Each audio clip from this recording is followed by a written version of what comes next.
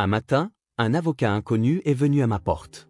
Votre mari m'a engagé pour vous poursuivre. J'étais sans voix, puis j'ai fini par dire, mon mari est mort il y a 1 an. Quand l'avocat m'a montré l'écran de sa tablette, tout le sang a quitté mon visage.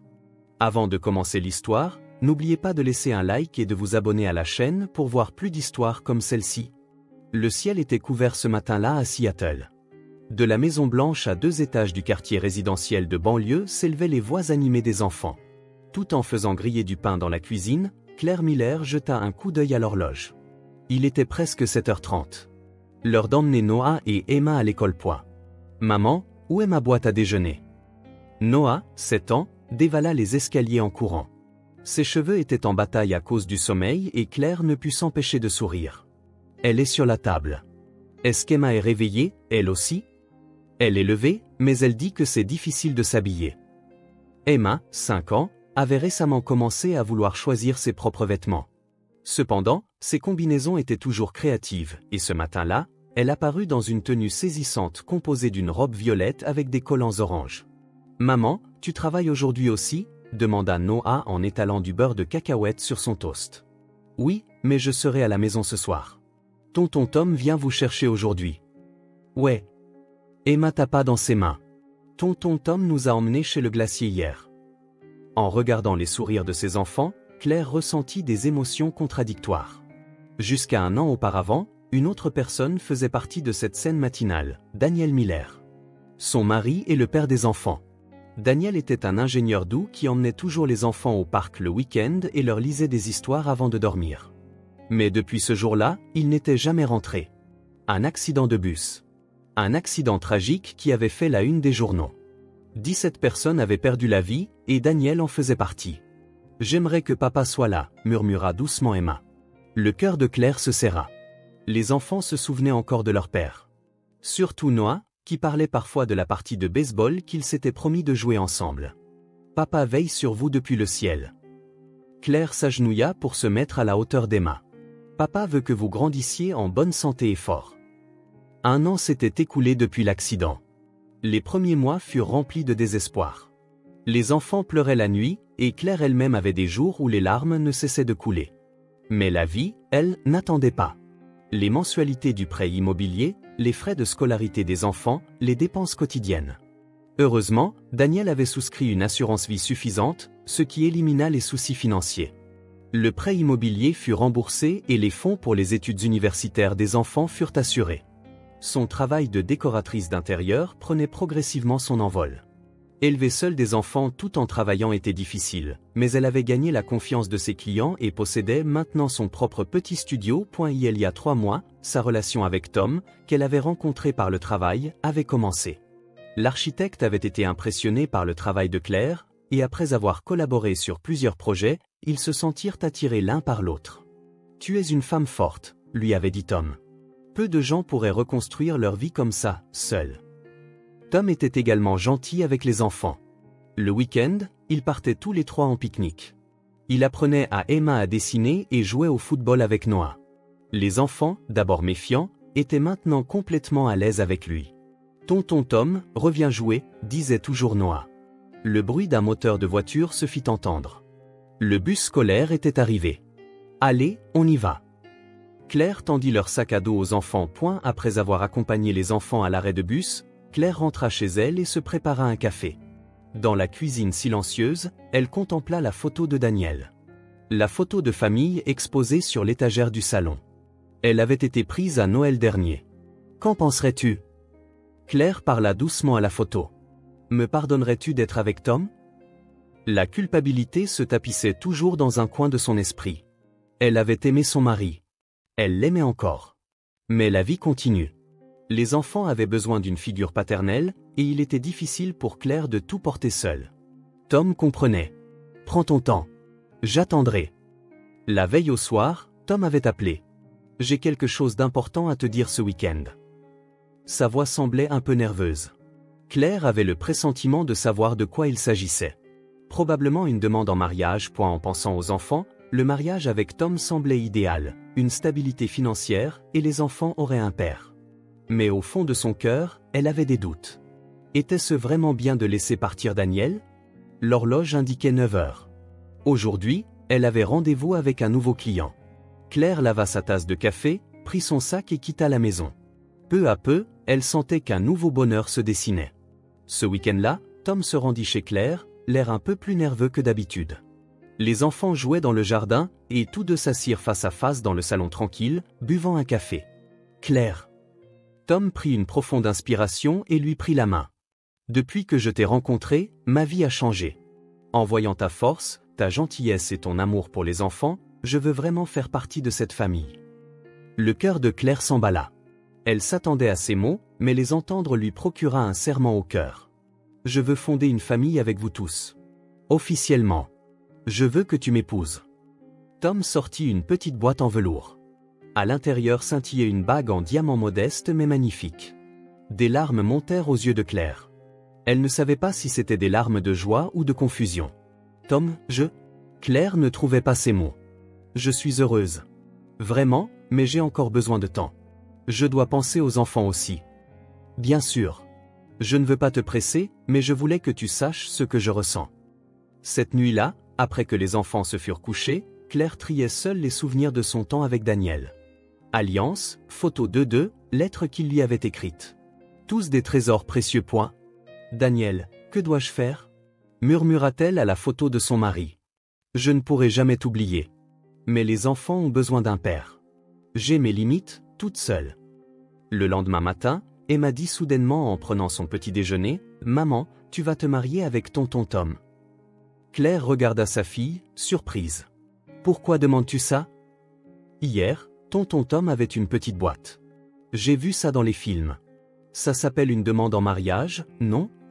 Claire esquissa un sourire en coin devant le sens de l'observation de sa fille de 5 ans.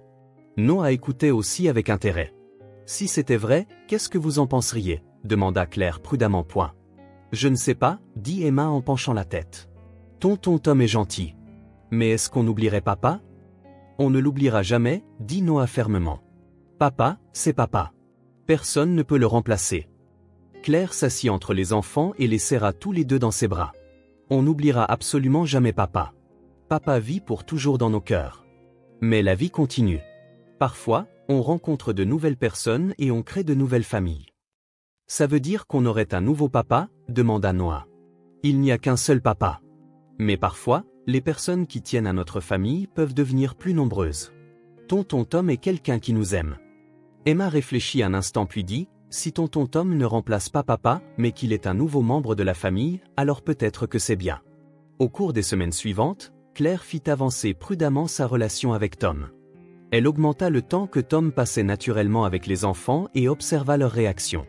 Tom n'essaya jamais de prendre la place du père et n'oublia jamais de dire aux enfants que leur papa Daniel était une personne spéciale. Un soir, au dîner, Emma dit soudainement, « Tonton Tom, si tu épouses maman, tu deviendras notre nouvelle famille ?» Tom répondit avec une expression sérieuse, « Oui, mais je n'ai pas l'intention de prendre la place de votre père. Je veux vous aimer et vous protéger en tant que moi-même. » Alors c'est d'accord, dit Noah. Mais tu ne te fâcheras pas si on parle de papa. Bien sûr que non.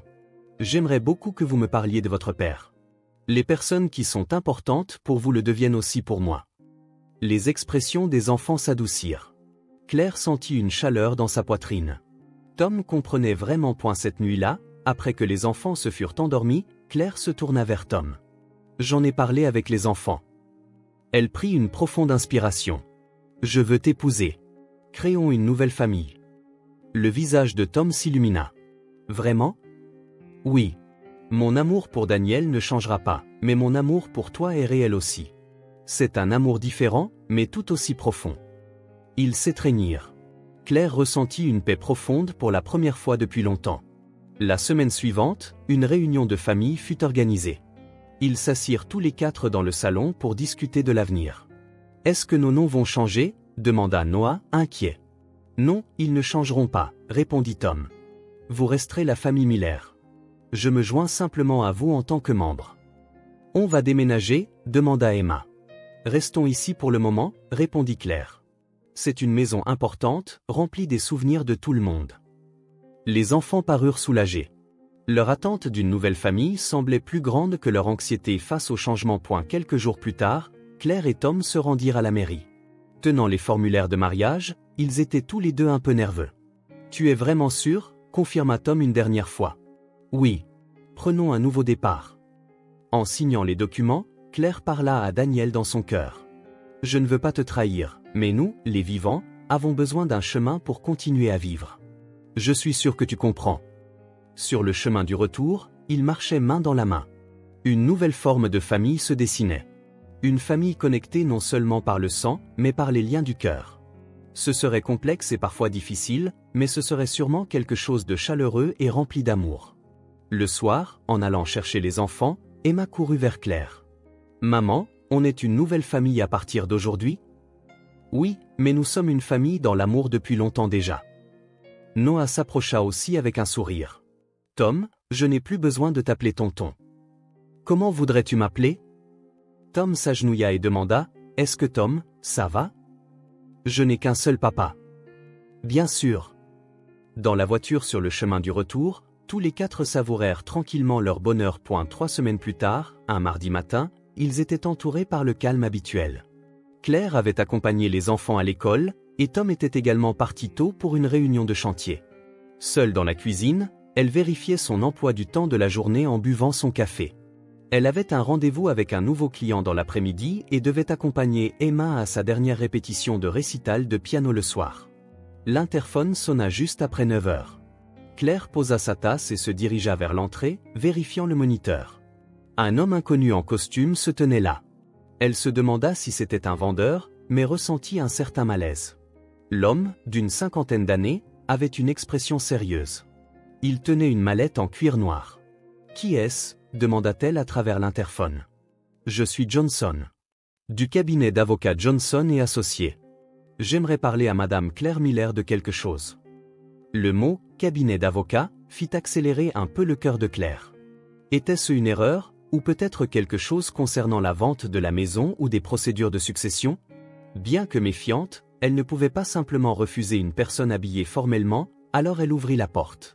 « Je suis désolé de vous déranger pendant vos heures de travail, » dit l'avocat Johnson en s'inclinant poliment et en lui tendant sa carte de visite. « Puis-je vous accorder un moment ?» Claire accepta la carte de visite. Le nom d'un cabinet d'avocats y était bien imprimé. De quoi s'agit-il? En fait, Johnson marqua une pause. « C'est très difficile à aborder, mais j'ai reçu une demande de la part de votre mari pour vous poursuivre en justice. » Claire n'en croyait pas ses oreilles. « Pardon.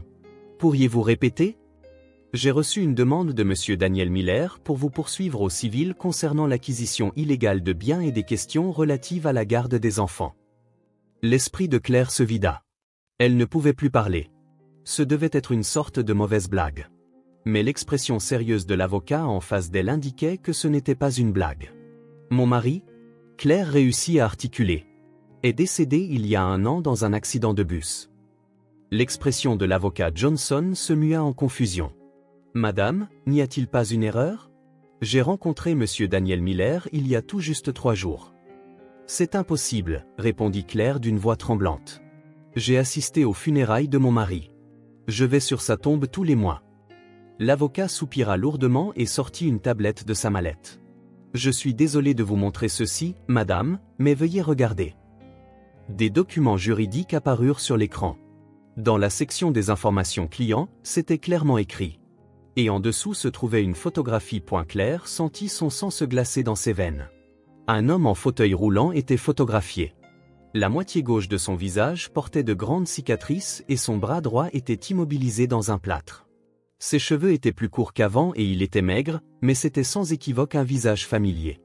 C'était bien son mari, Daniel. « Ça » dit Claire d'une voix tremblante. « Quand cette photo a-t-elle été prise ?»« Il y a 3 jours. Monsieur Daniel a repris connaissance il y a 2 semaines et l'hôpital nous a contactés en disant qu'il cherchait un avocat. » Claire dut s'appuyer contre le mur pour ne pas tomber. Diverses questions tourbillonnaient dans son esprit. Daniel était vivant. Où avait-il été pendant 1 an? Pourquoi n'y avait-il eu aucun contact jusqu'à maintenant? Madame, ça va? Votre visage est complètement pâle, dit Johnson avec inquiétude. Dit Claire en s'appuyant contre le mur. J'ai reçu le certificat de décès de mon mari. J'ai aussi touché l'argent de l'assurance vie. Qu'est-ce que cela signifie? L'avocat montra également une expression confuse. En fait, je ne comprends pas non plus tous les détails. Monsieur Daniel a dit qu'il avait été gravement blessé dans l'accident il y a 1 an et qu'il a été traité comme un patient non identifié. Non identifié? Oui. À l'hôpital, il a été enregistré comme John Doe. Il a dit qu'il avait récemment repris connaissance et que son identité avait finalement été déterminée. Claire était confuse. Alors, pour qui avait-elle organisé des funérailles? Le fait d'avoir reçu l'argent de l'assurance vie était-il une fraude? Qu'est-ce que Daniel dit? Demanda lentement Claire. Johnson répondit, mal à l'aise, il prétend que vous avez simulé sa mort et reçu illégalement l'argent de l'assurance, et que pendant qu'il était inconscient, vous avez eu une relation avec un autre homme et avez essayé de donner un nouveau père aux enfants. Ce n'est pas. Claire secoua la tête. Je ne savais rien. Je pensais vraiment que mon mari était mort. Monsieur Daniel est très en colère. Il semble se sentir abandonné par sa famille. L'avocat choisit ses mots avec soin. Cependant, en entendant votre histoire, il semble y avoir un malentendu majeur. Claire s'assit sur une chaise. La réalité devenait floue. Tout ce qu'elle avait cru pendant 1 an était sur le point de s'effondrer. Je vais à l'hôpital tout de suite. Claire se leva. Je dois voir mon mari. Johnson hésita. Monsieur Daniel a refusé de vous rencontrer. Il veut d'abord engager des procédures judiciaires. Des procédures judiciaires? Un procès concernant la restitution des biens et la garde de vos enfants. En tant que mari légitime, Monsieur Daniel demande la restitution de l'argent de l'assurance obtenue illégalement et la garde des enfants. Une sonnette d'alarme retentit dans la tête de Claire. La garde des enfants. Cela signifiait-il que Noah et Emma pourraient lui être enlevés? Mais qu'en est-il du diagnostic du médecin? L'état mental de mon mari est-il normal? Johnson afficha une expression subtile. Nous devons recevoir une explication détaillée de l'hôpital à ce sujet. Cependant, Monsieur Daniel vient de se remettre d'un coma d'1 an et n'est peut-être pas encore complètement rétabli. Claire prit une profonde inspiration. Elle devait rester calme. D'abord, elle devait confirmer les faits et protéger les enfants. Je comprends. Elle regarda l'avocat. Je vais aussi engager un avocat, et je rencontrerai mon mari, peu importe à quel point il refuse. Johnson hocha la tête. Je pense que c'est la meilleure solution. Cette affaire est très complexe et plutôt que de se battre au tribunal, les parties devraient d'abord se parler. Après le départ de l'avocat, Claire resta assise seule dans le salon. Elle prit la photo de Daniel et les larmes ne cessaient de couler. Son mari était vivant. Cela aurait dû être un miracle. Mais pourquoi ressentait-elle une telle peur? Le téléphone sonna. C'était Tom. Claire, qu'est-ce qui ne va pas? Ta voix est bizarre. Tom? Répondit Claire à travers ses larmes. Rentre tout de suite. Il s'est passé quelque chose de terrible. J'arrive tout de suite. Attends-moi. Claire raccrocha le téléphone et regarda de nouveau la photo de Daniel. L'hôpital de réadaptation de l'État de Washington se trouvait à environ 1 heure de route du centre-ville de Seattle. Claire serrait le volant avec des mains tremblantes en garant sa voiture sur le parking de l'hôpital. Tom avait voulu interrompre son travail pour l'accompagner, mais Claire avait décidé d'y aller seule. C'était une affaire entre elle et Daniel. À la réception de l'hôpital, Claire prouva son identité et demanda à rencontrer Daniel Miller. La réceptionniste parut confuse. Monsieur Miller a demandé à ne recevoir aucun visiteur. Je suis sa femme, dit Claire en montrant son alliance. Pendant 1 an, j'ai cru que mon mari était mort. Je dois absolument le voir. La réceptionniste appela le médecin traitant. Un médecin âgé aux cheveux grisonnants arriva. Je suis le docteur Harrison. Je suis le médecin traitant du patient Daniel Miller. Il choisit ses mots avec soin. Le patient m'a parlé de vous. Cependant, compte tenu de son état mental actuel, une visite pourrait ne pas être appropriée. Que voulez-vous dire? L'anxiété de Claire grandit. Il y a un endroit où nous pouvons parler en privé. Laissez-moi vous expliquer en détail. Guidée par le docteur Harrison, Claire fut conduite dans une petite salle de consultation. Le médecin commença à expliquer en ouvrant un épais dossier médical. Dans le grave accident de bus il y a 1 an, Monsieur Daniel Miller a subi des blessures potentiellement mortelles, traumatisme crânien, fractures multiples, lésions d'organes internes. Il a miraculeusement survécu mais est resté inconscient. Claire écoutait, le souffle coupé. Le problème a été la confusion sur les lieux de l'accident. Il y a eu de nombreuses victimes. Les corps étaient gravement endommagés et l'identification a pris du temps. Malheureusement, nous avons identifié par erreur une autre victime comme étant Monsieur Daniel. Alors, j'ai organisé des funérailles pour la mauvaise personne. La voix de Claire tremblait. J'en suis terriblement désolé. Monsieur Daniel a été traité comme un patient non identifié sous le numéro John Doe 27 pendant 1 an. Lorsqu'il a repris connaissance il y a 2 semaines, son identité a été déterminée pour la première fois. Claire se prit la tête entre les mains. Était-ce un cauchemar ou la réalité? Comment est l'état de Daniel? L'expression du docteur Harrison devint sérieuse. Physiquement, il se rétablit. Cependant, il y a des lésions au lobe frontal, et nous observons des changements dans sa personnalité et ses schémas de pensée. Quel genre de changement? Selon les témoignages de personnes qui connaissaient l'ancien monsieur Daniel, c'était une personne douce et attentionnée. Cependant, l'homme actuel montre des tendances agressives et paranoïaques. Le cœur de Claire se serra. Est-ce que ça va guérir? Les changements de personnalité dus à des lésions cérébrales se rétablissent parfois, mais parfois ils sont permanents. Nous devons observer sur le long terme. Le médecin marqua une pause avant de continuer. Depuis qu'il a repris connaissance, il nourrit une forte colère d'avoir été abandonné par sa famille. Il considère comme une trahison le fait que vous ayez reçu l'argent de l'assurance et eu une relation avec un nouvel homme. Mais je pensais que mon mari était mort, protesta Claire en larmes. Je le comprends. Cependant, dans son état mental actuel, il ne peut pas accepter cette explication. Il croit que tout cela est un complot de votre part. S'il vous plaît, laissez-moi le voir, plaida Claire. Si nous parlons, il devrait comprendre. Le docteur Harrison hésita. C'est très risqué. Sa colère pourrait exploser. Mais il réfléchit un instant. Peut-être que vous voir en personne pourrait changer quelque chose. Cependant, je serai présent, et s'il se passe quoi que ce soit, j'arrêterai immédiatement la visite. Claire hocha la tête.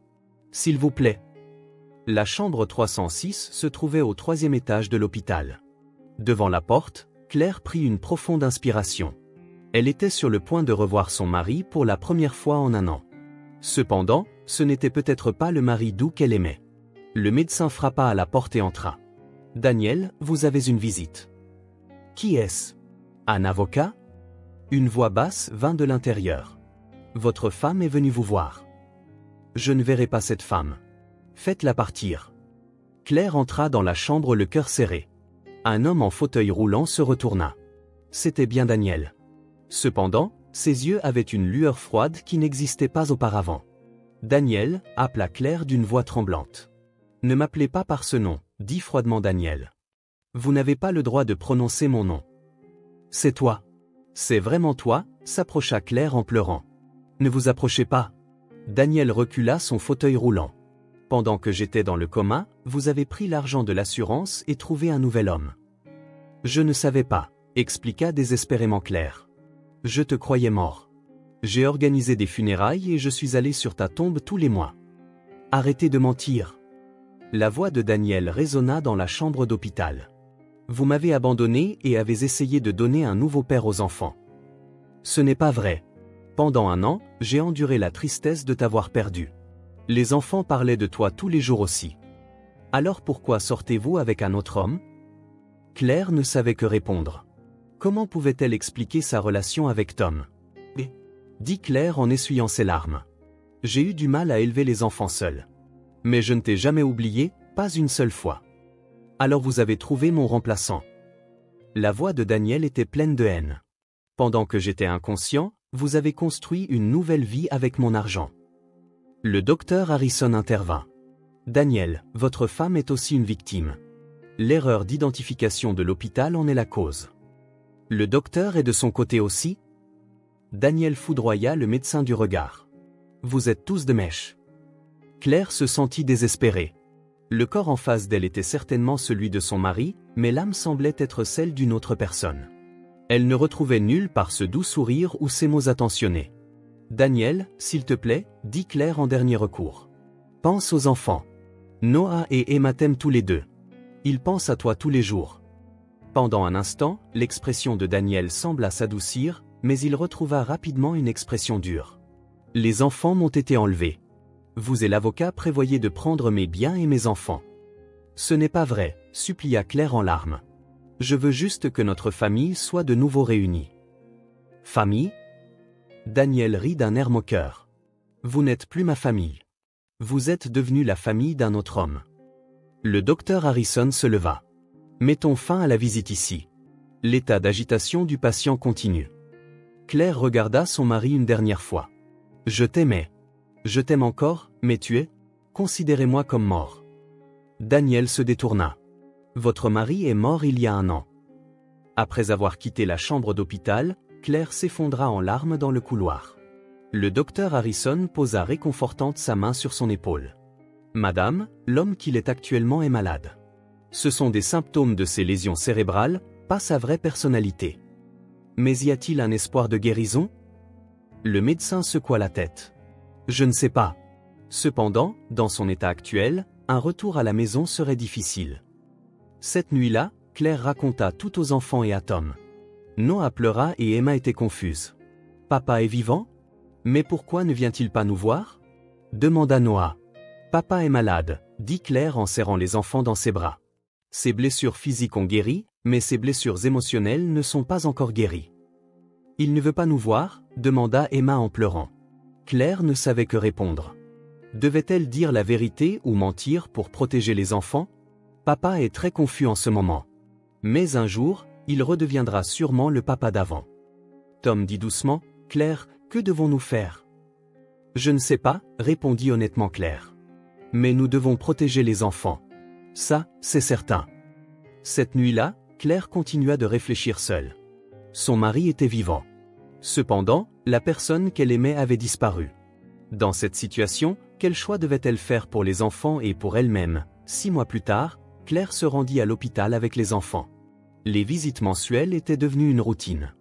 Daniel avait été transféré dans un établissement de soins spécialisé de l'État, mais les effets des médicaments apparaissaient progressivement et il était moins agressif qu'auparavant. Papa, j'ai fait un dessin aujourd'hui. Emma montra un dessin coloré. C'était une image de 4 membres de la famille se tenant la main. Cependant, la 4e personne était dessinée assise dans un fauteuil roulant. Daniel regarda le dessin sans expression. Le rejet violent d'autrefois avait disparu, mais l'expression de ses émotions était rare. C'est bien, répondit-il brièvement. C'était une réponse mécanique sans aucune trace de sa douceur d'antan. Noah avait apporté un ballon de football. Papa, j'ai marqué un but lors du dernier match. Tu viendras voir? Daniel secoua la tête. Je ne peux pas sortir. Je dois rester à l'hôpital. Les enfants s'étaient habitués aux réponses de leur père et ne se sentaient plus déçus. Sur le chemin du retour après la visite, Noah dit dans la voiture, « Maman, est-ce que cette personne est vraiment papa ?» Claire répondit prudemment en conduisant. Son corps est bien celui de papa. Mais la maladie a changé sa personnalité. Il semble être une personne différente du papa de mes souvenirs, murmura Emma. Mais nous continuerons à lui rendre visite, dit Claire aux enfants. Parce qu'un jour, le papa d'avant pourrait revenir. En réalité, Claire avait entendu des pronostics réalistes de la part du médecin. Le changement de personnalité de Daniel était probablement permanent, et un retour à la maison serait difficile. Pourtant, elle ne voulait pas abandonner l'espoir. La bataille judiciaire fut finalement résolue par la médiation. L'État servirait de tuteur légal à Daniel, et Claire accepta de soutenir mensuellement ses frais de traitement. Claire conserva la garde des enfants et Daniel obtint un droit de visite 1 fois par mois. Le procès fut abandonné et l'obligation de restituer l'argent de l'assurance fut également éliminée, le mariage avec Tom avait été reporté. Légalement, le mari de Claire était vivant et la procédure de divorce était compliquée. Plus que cela, Claire elle-même ne pouvait pas prendre de décision. « Je ne te mettrai pas la pression », lui montra Tom avec compréhension. « Prends le temps dont tu as besoin. » Un soir de printemps, alors que Claire se rendait seule à l'hôpital, Daniel était assis sur un banc du jardin, regardant le coucher de soleil.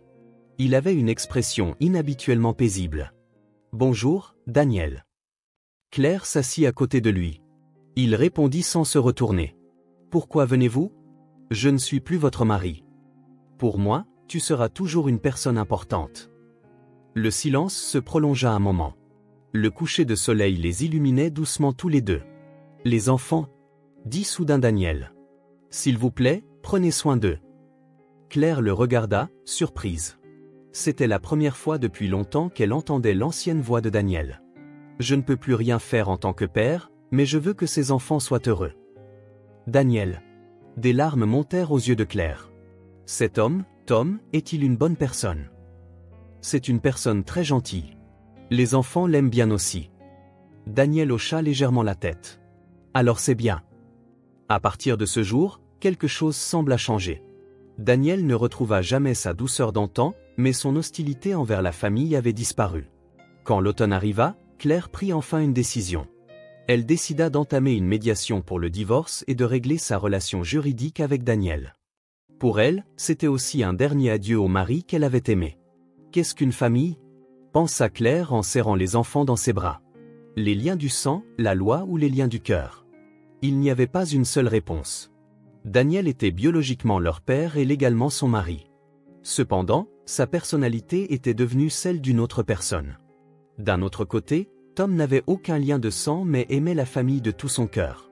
Les enfants avaient accepté une nouvelle forme de famille, un père vivant mais malade, et une nouvelle figure paternelle sans lien de sang. C'était complexe, mais c'était leur réalité. Et la nuit de Noël, Claire, Tom, Noah et Emma étaient assis devant la cheminée. C'était le jour où Tom était enfin devenu officiellement membre de la famille. Cependant, la photo de Daniel était toujours exposée dans le salon. « Papa Daniel veille sur nous aussi, n'est-ce pas ?» dit Emma en levant les yeux vers la photo. « Bien sûr », sourit Claire. « La famille peut changer de forme, mais l'amour, lui, demeure éternel. » Une nouvelle forme de famille. Ce n'était ni les liens du sang ni la loi, mais le début de jours chaleureux, rempli d'un amour connecté par les liens du cœur. Et à l'hôpital, Daniel regardait encore tranquillement le coucher de soleil ce jour-là. Lui aussi, en tant que partie de cette famille complexe, continuait de veiller de loin sur la croissance des enfants.